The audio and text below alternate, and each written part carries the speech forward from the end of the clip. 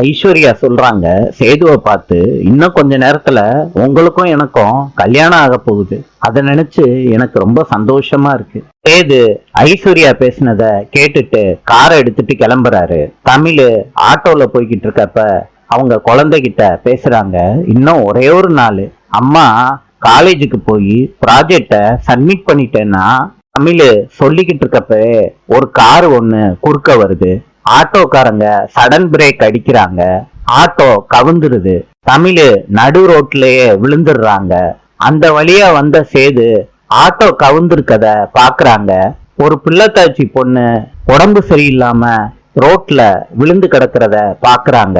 காரை நிப்பாட்டிட்டு வர்றாங்க சேது அந்த பொண்ணை பாக்குறதுக்கு. ஐஸ்வர்யா சேதுவுக்கு பின்னாடி நிக்கிறாங்க. பக்கத்துல வந்து சேது பாக்குறாரு. தமிழ் வலி தாங்க முடியாம கத்திக்கிட்டு இருக்காங்க. நாளை சந்திப்போம்.